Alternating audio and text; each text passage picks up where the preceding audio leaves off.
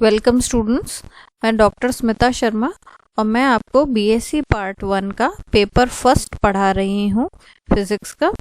और उसके अंतर्गत हम यूनिट 3 कर रहे हैं, जिसमें हम जो चैप्टर पढ़ रहे हैं वो है सेंटर ऑफ मास। तो इससे पहले वाले लेक्चर में हमने पढ़ा था कि कोलिजन्स कितने प्रकार के होते हैं, इलास्टिक कोलिजन और इनइलास्टिक कोलिजन।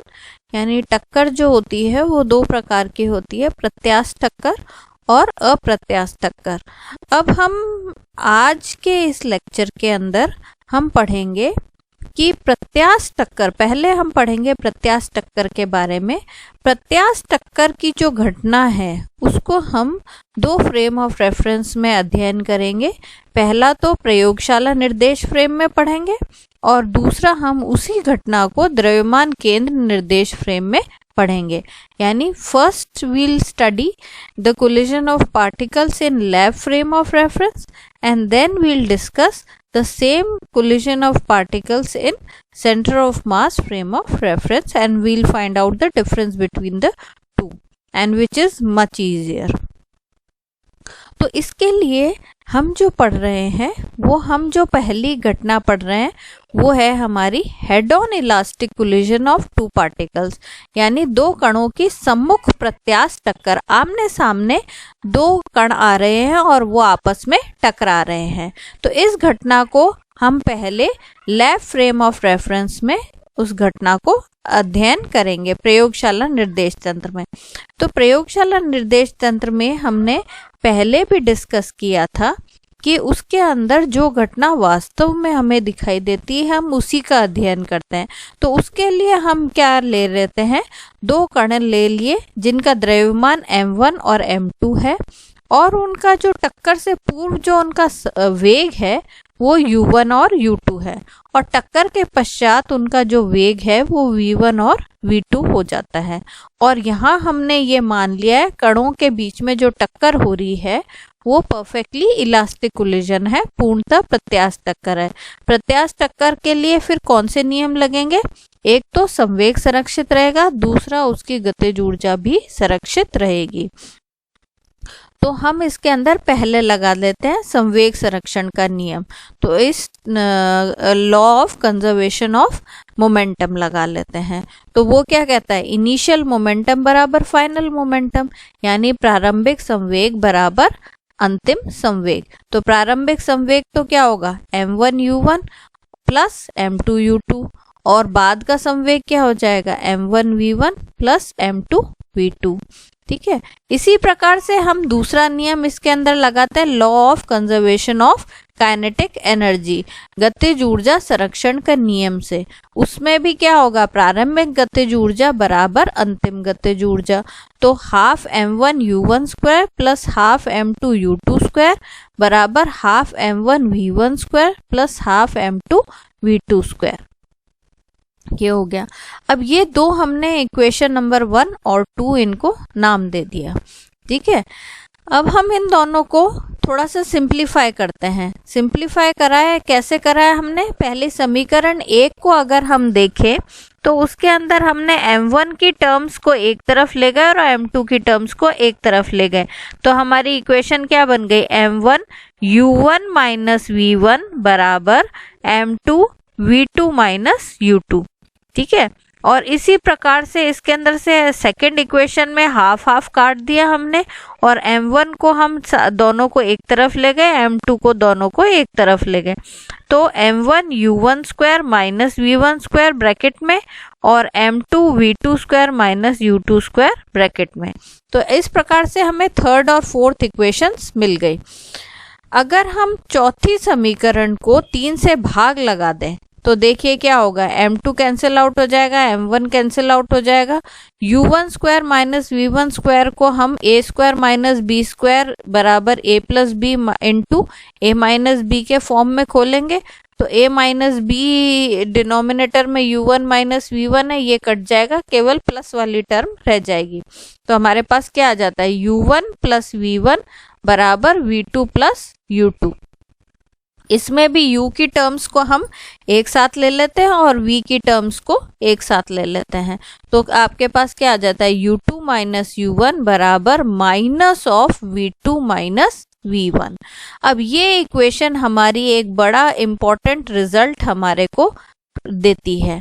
क्या देगी, u2 माइनस u1 क्या है, u2 माइनस u1 है टक्कर से पहले दूसरे कण का पहले के सापेक्ष अपेक्षित वेग। It is relative velocity of first particle with respect to another particle before collision. ठीक है, और ये क्या है, ये हमारा है it is relative velocity after collision, ये आपेक्षिक वेग है किसके, टक्कर के पश्चात। तो इसका मतलब ये हो गया कि जो रिलेटिव वेलोसिटी है before collision is equal to the relative velocity after collision. समीकरण 5 से यह ज्ञात होता है कि पूर्णतः प्रत्यास्थ टक्कर में आपेक्षीय वेग परिणाम में अपरिवर्तित रहता है, उसका जो मैग्नीट्यूड है that remains constant. Direction reverse हो जाएगी, माइनस डायरेक्शन जो है वो माइनस साइन आने के कारण डायरेक्शन रिवर्स हो जाएगी, लेकिन दिशा उत्क्रमित हो जाती है। परिणाम वही रहता है, दिशा उत्क्रमित हो जाती है। तो उपरोक्त समीकरण की सहायता से कणों के अंतिम वेग v1 और v2 का मान ज्ञात कर सकते हैं। अब कैसे ज्ञात करेंगे, इसको बड़े आसानी से हम सिंप्लीफाई कर सकते हैं। हम इस इक्वेशन को इस फॉर्म में लिख लेते हैं, v1 को इधर रहने दो, बाकी सब राशियों को इधर ले जाएं, तो ये हो जाएगा v2 minus u1 plus u2। ऐसे ही अगर v2 निकालना चाहे, एक तरफ v2 रख दो और बाकी सारी राशियां इधर कर दी, v1 plus u1 minus u2 हो गया।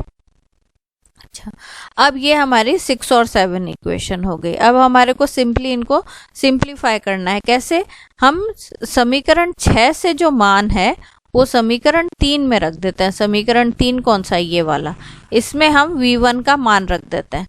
v1 का मान रख दो और सिंप्लीफाई करो, तो ये देखो v1 का मान रख दिया और इसको सिंप्लीफाई कर लिया हमने। अब इसका v1 का मान रख देने से v1 यहाँ से गायब हो गया, केवल v2 रह गया, तो v2 निकाल लेते हैं हम। v2 को निकालेंगे तो उसको प्रॉपर वे में लिखने के लिए हमारे पास क्या आ जाता है, 2m1 upon m1 plus m2 u1 plus m2 minus m1 upon m1 plus m2 u2। ये हमारे पास v2 का मान आ गया।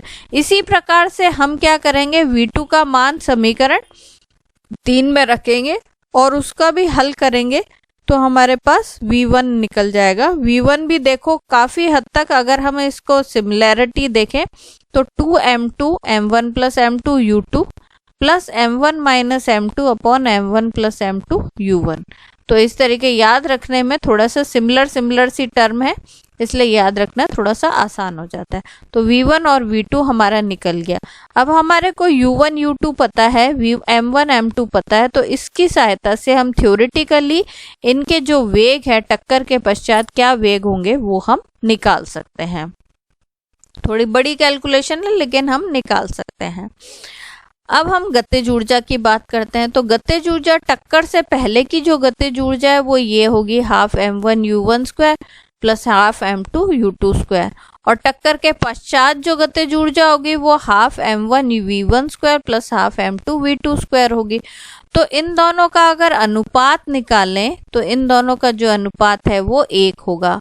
लगा के भी देख सकते हो आप। इसके अंदर क्या करो, v1 और v2 का मान रख दो और v1 v2 के ये जो बड़े बड़े से मान हैं इनको रख के इनको सिंप्लीफाई करो। आप इसको रख के देखेंगे तो पाएंगे कि दोनों जो गतिज ऊर्जा का मान है वो 1 आता है, और ये होना भी चाहिए क्योंकि हम कहते हैं प्रत्यास्थ टक्कर में गतिज ऊर्जा संरक्षित रहती है। तो इस प्रकार से हमें ये पता लग जाता है कि जो हमने थ्योरेटिकल कैलकुलेशन करी है लेफ्ट फ्रेम ऑफ रेफरेंस में वो सही रूप में करी गई है। अब हम इसी के संदर्भ में कुछ स्पेशल केसेस की बात कर लेते हैं। इन स्पेशल केसेस में मान लो सबसे पहला केस तो यही है कि अगर दोनों कणों का द्रव्यमान समान हो, यानी m1 और m2 बराबर हो, ऐसी स्थिति में क्या होगा, ऊपर वाली जो इक्वेशन है उसमें हम m1 बराबर m2 रख देते हैं। तो m1 बराबर m2 रखेंगे, मतलब m कर लेते हैं इनको, तो क्या होगा, ये टर्म तो 0 हो जाएगी। है ना, और ये हो जाएगा 2m/2m, तो क्या हो जाएगा, mm कैंसिल, 2m कैंसिल, ये v2 बराबर u1 हो गया। ऐसे ये टर्म इसमें 0 हो जाएगी, है ना, और इसमें 2m/2m, v1 बराबर u2 हो गया। तो देखो इसके अंदर यहाँ पर v2 का मान u1 हो गया और v1 का मान u2 हो गया। इसका मतलब क्या हुआ, इसका मतलब ये हुआ पहला कण जिस वेलोसिटी से चल रहा था अब वो दूसरे वाले की वेलोसिटी से चलना लगता है और दूसरा वाला कण पहले वाले की वेलोसिटी से चलने लगता है।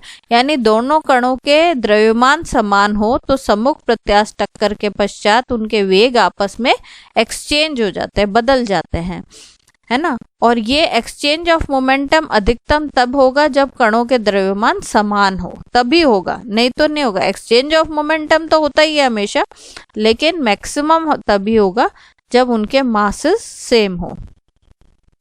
ये जो घटना है, ये घटना हमारी बड़ी इम्पोर्टेंट है क्योंकि न्यूक्लियर फिजिक्स में इसका बड़ा इम्पोर्टेंट यूज़ है। आपने न्यूक्लियर भट्टी के बारे में, न्यूक्लियर रिएक्टर पढ़ा होगा 12th क्लास में जब हम पढ़ते हैं।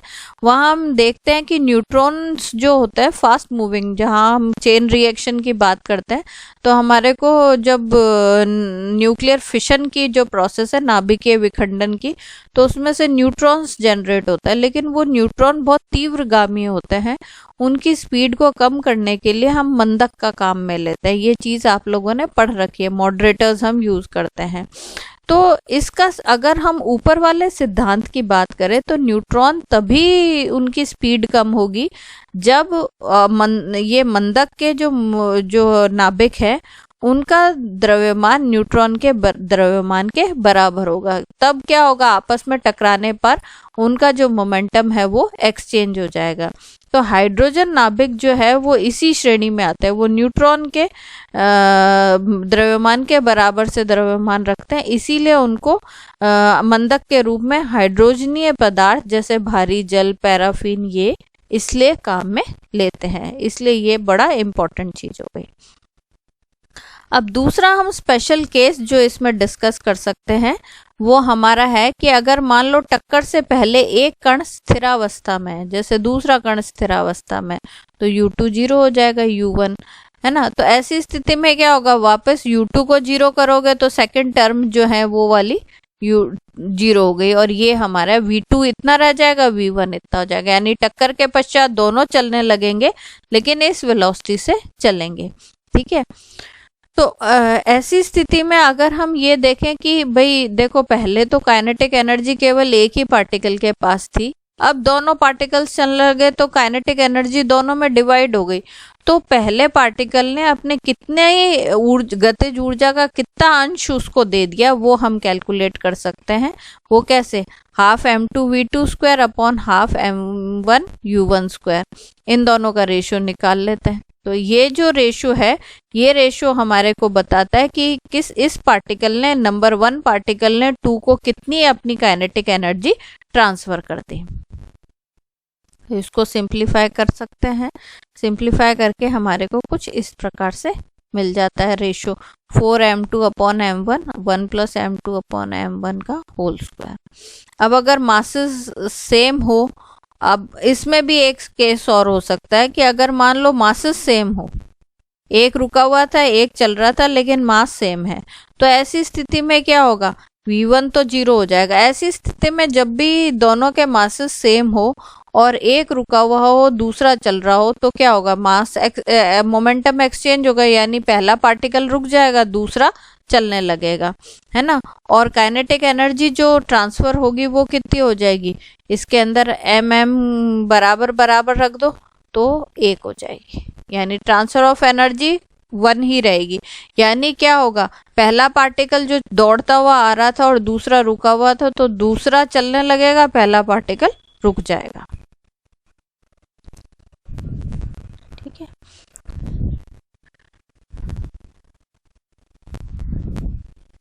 अब इसके अंदर ट्रांसफर ऑफ काइनेटिक एनर्जी उसी हिसाब से होती है जैसा उनका मासेस होता है। अब थर्ड केस हम इसके अंदर डिस्कस कर लेते हैं कि यदि कोई एक मास है वो बहुत छोटा है दूसरे के कंपैरिजन में और वो रुका हुआ है, ठीक है। जैसे मान लो आपकी कोई एक बहुत छोटी सी चीज़ है वो रखी हुई है और उससे कोई दूसरा भारी कण जो है वो आकर टकराता है। ऐसी स्थिति में क्या होगा? ऐसी स्थिति में जो पहला कण है, नहीं ये मैं गलत बोल गई, हमने क्या करा है, एक भारी कण जो है वो तो रुका हुआ है, U2 0 है ना, और M2 जो है वो M1 की तुलना में बहुत बड़ा है। तो यानी मान लो जैसे कोई एक ट्रक खड़ा हुआ है ना, और उससे आकर साइकिल टकरा गई तो क्या होगा? ट्रक तो खिसकेगा अगर नहीं अपनी जगह से, जो है साइकिल है वो टकरा के वहां से पलटेगी, है ना। या अगर हम जैसे दीवार के ऊपर गेंद मारते हैं तो क्या होता है? दीवार तो अपनी जगह से सरकती नहीं है, गेंद ही रिफ्लेक्ट बैक होती है। वही घटना हम यहाँ पर कैलकुलेट कर सकते हैं। अगर M2 बहुत ज़्यादा M1 से बड़ा हो और U2 0 हो, तो ऐसी स्थिति में आप सिंप्लीफाई करके देख सकते हैं V1 का मान तो -U1 आएगा, ऊपर वाले फॉर्मूले से ही कैलकुलेट करा है, और V2 का मान 0 होगा। यानी ऐसी स्थिति में जो सेकंड का पार्टिकल है वो तो वैसा का वैसा स्थिरावस्था में ही रहेगा, लेकिन पहले वाले की जो वेलोसिटी है वो प्रारंभिक, उसका मैग्नीट्यूड वही रहेगा, परिमाण वही रहेगा, लेकिन वो उसकी डायरेक्शन बिल्कुल रिवर्स हो जाएगी। यदि किसी गेंद को ऊंचाई से पृथ्वी की चिकनी सतह पर गिराया जाए तो गेंद और पृथ्वी के बीच की टक्कर इस स्थिति के समतुल्य होती है। मैंने वो दीवार की बात कर दी, है ना। अच्छा, ऐसे ही अब अगर हम इसकी उल्टी घटना करें कि अगर कोई कण जो है M2 वो बहुत, उसका द्रव्यमान बहुत कम है पहले वाले कण के मुकाबले से, और जो जिसका द्रव्यमान कम है वो रुका हुआ है, ऐसी स्थिति में क्या होगा? ऐसी स्थिति में ये दोनों कंडीशंस हम ऊपर वाली इक्वेशंस में लगा सकते हैं। ऐसी स्थिति में V1 बराबर U1 होगा और V2 बराबर 2U1 हो जाएगा। यानी क्या हो गया? जब कोई भारी कण किसी हल्के कण को टक्कर मारता है तो भारी कण पे तो कोई फर्क नहीं पड़ता, वो तो उसी वेलोसिटी से चलता जाता है, लेकिन छोटा वाला कण पहले भारी कण की तुलना में डबल वेलोसिटी से दौड़ता हुआ आपको नजर आएगा। ये हमारे अलग अलग केसेस हैं। तो अभी ये हमने जो पढ़ा है वो सारी चीज़ें हमने लैब फ्रेम ऑफ रेफरेंस में करी थी, उसी हिसाब से हमने सारी चीज़ें पढ़ी। अब इस सेम सिचुएशन को हम centre of mass frame of reference में कैसे समझेंगे वो देख लेते हैं। अब सेंटर ऑफ मास सिस्टम में हम क्या करते हैं, हमें मालूम है हम क्या करते हैं, दो कण जो हैं उनके स्थिति सदिश अगर R1 और R2 हैं किसी फ्रेम ऑफ रेफरेंस में, तो द्रव्यमान केंद्र का स्थिति सदिश RCM होगा। यहाँ हम ये डिफाइन इसलिए कर रहे हैं क्योंकि हमारे को centre of mass frame of reference में उसकी वेलोसिटी, सेंटर ऑफ मास की वेलोसिटी 0 करनी है। तो उसका जो पोजीशन कोऑर्डिनेट है वो हमने पहले से पढ़ रखा है, यही होता है M1 R1 plus M2 R2 upon M1 plus M2। अगर हम इसका VCM निकालें तो इसको डिफ्रेंशिएट करना पड़ेगा हमारे को DRCM अपॉन DT, और इसको डिफ्रेंशिएट करेंगे तो M1 DR1 upon DT plus M2 DR2 upon DT upon M1 plus M2। DR1 को हम U1 लिख सकते हैं, DR2 को हम U2 लिख सकते हैं, जो कि दोनों कणों के प्रारंभिक वेग हो जाएंगे। तो अब हम ये जो चीजें हैं ये हमने वर्कआउट करके रख ली। अब हम निर्देश, द्रव्यमान के निर्देश फ्रेम में हम क्या कर रहे हैं, इस वेलोसिटी को हम 0 कर रहे हैं। तो इस वेलोसिटी को 0 कर रहे हैं तो वो उसके लिए क्या हो जाएगा, वो वाली वेलोसिटी का जो पार्ट है वो हमारा जो एक्चुअल जो पार्टिकल मान लो U1 वेलोसिटी से, लैब फ्रेम ऑफ रेफरेंस में U1 वेलोसिटी से आ रहा था, लेकिन सेंटर ऑफ मास फ्रेम में हमने सेंटर ऑफ मास की वेलोसिटी 0 कर दी, तो उतनी वेलोसिटी उसके अंदर से माइनस करनी पड़ेगी। तो हमारा क्या होगा, द्रव्यमान निर्देश फ्रेम में सापेक्ष M1 का टक्कर से पूर्व वेग क्या हो जाएगा, U1 डैश हो जाएगा, जो कि U1 माइनस VCM होगा। VCM का मान हम ऊपर निकाल चुके हैं, वो रख लेते हैं और इसको थोड़ा सा सिंप्लीफाई कर लेते हैं। तो सिंप्लीफाई करने पर आपको क्या मिल जाएगा, M2 U1 minus M2 U2 upon M1 plus M2, यानी M2 कॉमन ले लिया, U1 minus U2 upon M1 plus M2। ये हमारा पहले वाले कण का वेग होगा टक्कर से पश्चात। इसी प्रकार से हम दूसरे कण का भी निकालेंगे, वो U2 माइनस VCM से ही निकालेंगे और उसको सिंप्लीफाई करने पर आपको प्राप्त होता है M1 U2 minus U1 upon M1 plus M2। ठीक है, ये दोनों हमारे पहले हो गए। अब हमारे पास क्या होता है, हमारा तो रेखीय संवेग संरक्षित रहता है, तो रेखीय संवेग संरक्षित रहता है तो उसका कुल संवेग निकाल लेते हैं। कुल संवेग कितना हो जाएगा, M1 U1 plus M2 U2 dash, है ना। अगर हम इसको सिंप्लीफाई करें, इक्वेशन U1 डैश और U2 का मान रखें, तो हम ये पाएंगे कि ये दोनों का जो मान है वो 0 के बराबर आता है। तो क्योंकि द्रव्यमान के निर्देश तंत्र में बाह्य बल की अनुपस्थिति में टक्कर का कुल संवेग जो है प्रारंभिक टक्कर से पूर्व का जो कुल संवेग है वो 0 हो गया। इससे हम U2 डैश और U1 डैश के बीच की रिलेशन निकाल सकते हैं। U2 डैश बराबर M1 upon M2 U1 dash आ जाती है। ठीक है, अब इसको एक बार हम यहीं छोड़ते हैं। अब हम ये कहते हैं कि टक्कर के पश्चात भी उनके वेग अलग अलग होंगे, V1 डैश और V2 डैश होंगे। तो अब क्योंकि हम ये कहते हैं इस घटना में संवेग संरक्षित रहता है, इसलिए पहले अगर 0 है तो बाद में भी 0 होगा। तो M1 V1 dash plus M2 V2 dash बराबर 0 हो जाएगा। इससे हम V2 डैश निकाल लेते हैं। अच्छा, एक चीज और है, टक्कर क्योंकि प्रत्यास्थ है तो हमारे जो काइनेटिक एनर्जी है या गतिज ऊर्जा है वो भी संरक्षित रहेगी। उसको भी हम लिख सकते हैं half M1 U1 dash plus half M2 U2 dash बराबर half M1 V1 dash square plus half M2 V2 dash square. इस तरीके से लिख लेते हैं। अब इसके अंदर हम क्या करेंगे, U2 डैश और V2 डैश का मान रख देते हैं। रख दीजिए। तो इनको थोड़ा सा रख के हमें थोड़ा सा सिंप्लीफाई करना पड़ेगा। सिंप्लीफाई कर लेते हैं। M2 M2 कट गया, यहाँ पे भी M2 M2 कट गया थ्रू आउट, है ना। और हमने जो कॉमन टर्म्स हैं उनको निकाल लिया और काट लिया। ये 1 प्लस M1 प्लस M2 और M1 यहाँ से कट जाएगा। अल्टीमेटली आपके पास क्या आ गया, V1 डैश स्क्वायर बराबर U1 डैश स्क्वायर। अब क्योंकि स्क्वायर के टर्म्स है यानी इनका जो मैग्नीट्यूड है वो बराबर हो गया। अब ये चीज से हमें क्या पता चलता है, अर्थात टक्कर के पश्चात द्रव्यमान के निर्देश तंत्र में कणों के वेग के परिमाण अपरिवर्तित रहेंगे, यानी उनका जो मैग्नीट्यूड है वो हमारा अपरिवर्तित रहेगा। उनका मैग्नीट्यूड नहीं बदलेगा। डायरेक्शन की अभी हम बात नहीं करें, मैग्नीट्यूड नहीं बदलेगा। यदि टक्कर एक विमीय है तो टक्कर प्रभावी होने से इन वेगों की दिशा प्रारंभिक देशों की दिशा की विपरीत होगी। और अगर वन डायमेंशनल मोशन की बात अगर हम करें तो क्या होगा, उनकी जो डायरेक्शन है वो पहले वाली डायरेक्शन की ऑपोजिट हो जाएगी, यानी V1 डैश बराबर माइनस U1 डैश हो जाएगा, V2 डैश बराबर माइनस U2 डैश हो जाएगा।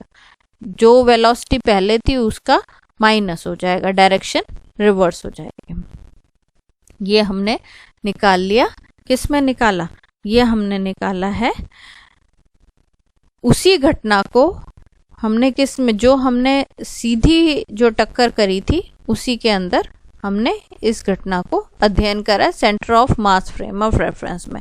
अब यहाँ पर तो आप देखेंगे कि भाई वो हमारे लैब फ्रेम ऑफ रेफरेंस में भी कैलकुलेशन आसानी से हो रही थी, इसके अंदर भी आसानी से हो रही है और कोई ज़्यादा अंतर हमारे को लगा नहीं।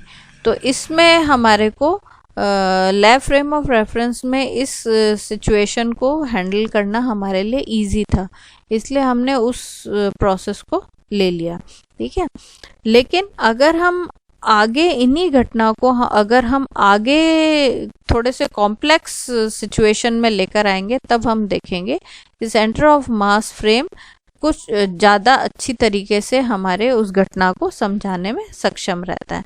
तो अब हम इसके अंदर अभी हमने करा था सीधी प्रत्यास्थ टक्कर की बात करी थी, ठीक है। अब हम क्या करेंगे, दो कणों की सीधी प्रत्यास्थ टक्कर कर रहे हैं लेकिन टक्कर के बाद क्या होता है, दोनों पार्टिकल्स चिपक जाते हैं, तो हम उसकी बात करेंगे।